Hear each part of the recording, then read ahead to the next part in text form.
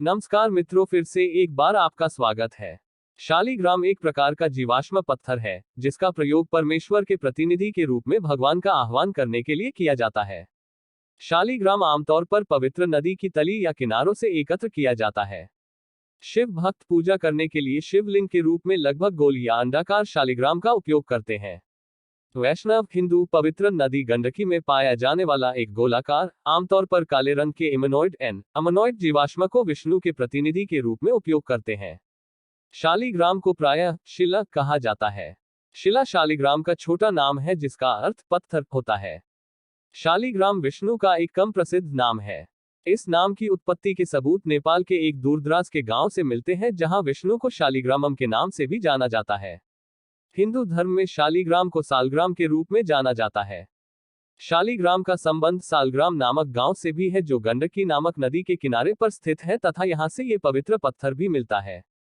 एक पद्म पुराण के अनुसार गंडकी अर्थात नारायणी नदी के एक प्रदेश में शालिग्राम स्थल नाम का एक महत्वपूर्ण स्थान है। वहां से निकलने वाले पत्थर को शालिग्राम कहते हैं। शालिग्राम शिला के स्पर्श मात्र से करोड़ों जन्मों के पाप का नाश हो जाता है। फिर यदि उसका पूजन किया जाए तब तो उसके फल के विषय में कहना ही क्या है, वह भगवान के समीप पहुंचाने वाला है। बहुत जन्मों के पुण्य से यदि कभी गोष्पद के चिन्ह से युक्त श्री कृष्ण शिला प्राप्त हो जाए तो उसी के पूजन से मनुष्य के पुनर्जन्म की समाप्ति हो जाती है।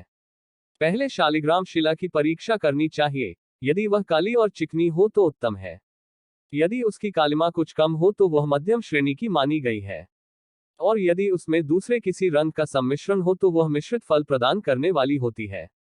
जैसे सदा काठ के भीतर छिपी हुई आग मंथन करने से प्रकट होती है, उसी प्रकार भगवान विष्णु सर्वत्र व्याप्त होने पर भी शालिग्राम शिला में विशेष रूप से अभिव्यक्त होते हैं। जो प्रतिदिन द्वारका की शिला गोमती चक्र से युक्त 12 शालिग्राम मूर्तियों का पूजन करता है वह वैकुंठ लोक में प्रतिष्ठित होता है। जो मनुष्य शालिग्राम शिला के भीतर गुफा का दर्शन करता है उसके पितर तृप्त होकर कल्प के अंत तक स्वर्ग में निवास करते हैं। जहां द्वारकापुरी की शिला अर्थात गोमती चक्र रहता है वह स्थान वैकुंठ लोक माना जाता है। वहां मृत्यु को प्राप्त हुआ मनुष्य विष्णु धाम में जाता है। जो शालग्राम शिला की कीमत लगाता है, जो बेचता है, जो विक्रय का अनुमोदन करता है तथा जो उसकी परीक्षा करके मूल्य का समर्थन करता है, वे सब नरक में पड़ते हैं। इसलिए शालिग्राम शिला और गोमती चक्र की खरीद बिक्री छोड़ देनी चाहिए। शालिग्राम स्थल से प्रकट हुए भगवान शालिग्राम और द्वारका से प्रकट हुए गोमती चक्र, इन दोनों देवताओं का जहां समागम होता है वहां मोक्ष मिलने में तनिक भी संदेह नहीं है।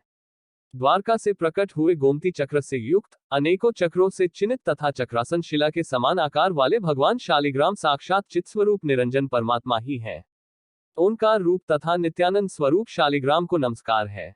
शालिग्राम का स्वरूप जिस शालिग्राम शिला में द्वार स्थान पर परस्पर सटे हुए दो चक्र हों, जो शुक्ल वर्ण की रेखा से अंकित और शोभा संपन्न दिखाई देती हो, उसे भगवान श्री गदाधर का स्वरूप समझना चाहिए।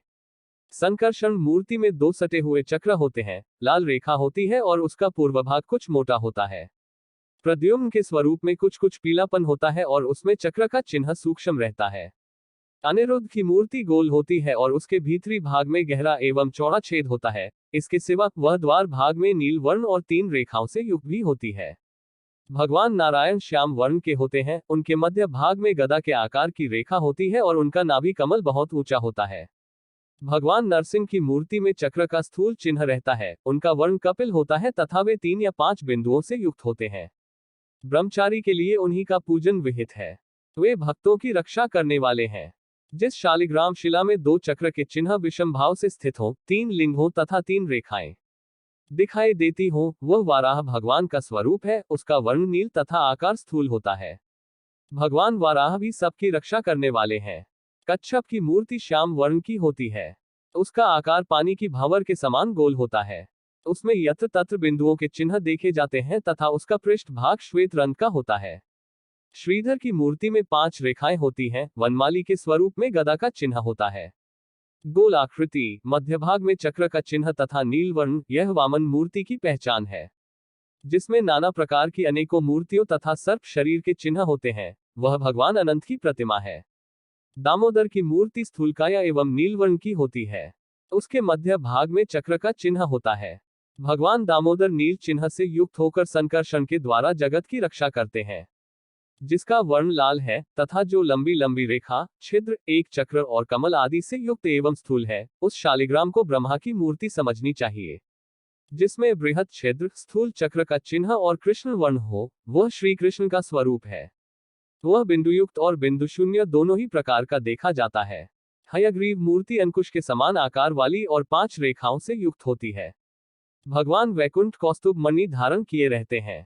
उनकी मूर्ति बड़ी निर्मल दिखाई देती है। वह एक चक्र से चिन्हित और श्याम वर्ण की होती है। मत्स्य भगवान की मूर्ति बृहत कमल के आकार की होती है। उसका रंग श्वेत होता है तथा उसमें हार की रेखा देखी जाती है। जिस शालिग्राम का वर्ण श्याम हो, जिसके दक्षिण भाग में एक रेखा दिखाई देती हो तथा जो 3 चक्रों के चिन्ह से युक्त हो, वह भगवान श्री रामचंद्र जी का स्वरूप है। वे भगवान सबकी रक्षा करने वाले हैं। द्वारकापुरी में स्थित शालिग्राम स्वरूप भगवान गदाधर। भगवान गदाधर एक चक्र से चिन्हित देखे जाते हैं। लक्ष्मी नारायण 2 चक्रों से, त्रिविक्रम 3 से, चतुर्व्यूह 4 से, वासुदेव 5 से, प्रद्युम्न 6 से, संकर्षण 7 से, पुरुषोत्तम 8 से, नवव्यूह 9 से, दशावतार 10 से, अनिरुद्ध 11 से और द्वादशात्मा 12 चक्रों से युक्त होकर जगत की रक्षा करते हैं। इससे अधिक चक्र चिन्ह धारण करने वाले भगवान का नाम अनंत है। हिंदू धर्म में आमतौर पर मानवरूपी धार्मिक मूर्तियां प्रतिनिधित्व करती हैं, हालांकि प्रतीक चिन्हों का भी समान रूप से प्रयोग होता है। शालिग्राम के रूप में भगवान के अमूर्त रूप का प्रतिनिधित्व किया जाता, जिस पर मानव आसानी से ध्यान केंद्रित कर सके। और जैसा कि भगवान कृष्ण ने गीता में कहा है, जिन लोगों के मन परमात्मा के अप्रत्यक्ष अवैयक्तिक गुणों से जुड़े होते हैं, उन लोगों के लिए उन्नति बहुत कठिन है। शरीर युक्त जीव को इस अनुशासन में प्रगति करना सदैव मुश्किल होता है। श्रीमद् भगवद गीता अध्याय 12 श्लोक 5-3। शुद्ध अर्थ इस प्रकार है। भगवद गीता अध्याय यह 12 श्लोक 5। श्लोक अव्यक्ता ही गतिर्दुह देहवद विर्वाप्यते। भावार्थ, उन सच्चिदानंद निराकार ब्रह्म में आसक्त चित्त वाले पुरुषों के साधन में परिश्रम विशेष है, क्योंकि देहाभिमानियों द्वारा अव्यक्त विषयक गति दैक पूर्वक प्राप्त की जाती है। 5। यह हिंदू धर्म संबंधी लेख एक आधार है। जानकारी जोड़कर इसे बढ़ाने में विकिपीडिया की मदद करें। शालिग्राम शिला के बारे में आपको जो कुछ भी जानना है वह यहाँ है। जानिए क्या है शालिग्राम पत्थर। पद्म पुराण में शालिग्राम का वर्णन मिलता है, भगवान के विष्णु स्वरूप वर्णन का। ये सत्य कि अगर असली शालिग्राम मिल जाए तो समझ ले कि ब्रह्मांडीय ऊर्जा को स्रोत मिल गया। लक्ष्मी जी की अहेतु की कृपा पाने में इस विग्रह को पराभव किया जाना एक सामान्य सी मान्यता है, लेकिन असली शालिग्राम मिलना दुर्लभ ही है। अगर शालिग्राम घर में स्थापित किया है तब उसकी पूजा पाठ का बहुत बंधन है। लाभ के स्थान पर अनर्थ की संभावना हो सकती है। ऐसी मान्यता भी मिलती है कि अगर शालिग्राम का व्यवसाय किया जाता है तो क्रय और विक्रय करने वाले दोनों को शुभता के स्थान पर संकटों का सामना अधिक करना पड़ता है। अगर वीडियो पसंद आया हो तो लाइक करें, शेयर करें और कमेंट में जय श्री राम लिखिए और हमारे चैनल को सब्सक्राइब करिए।